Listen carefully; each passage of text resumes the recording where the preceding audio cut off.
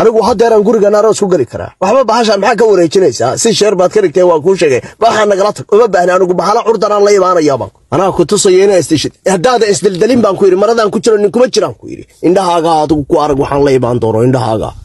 nafsi halal yawm war marna mid iska dulwada ya ha markaaga maxay tiri 34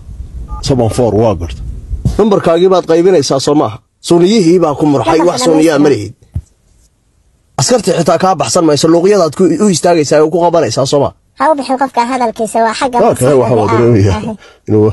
haygu noqon hadalka aniga kitaabka Ilaahay laba gudub baan ka dhigaya ayaan adigu miyaad xishoonay miyaad sooniyi baa ku murxay macna miyaad xishoonay aad ku hadlay ma kala sinaa hana u qeylinaysaa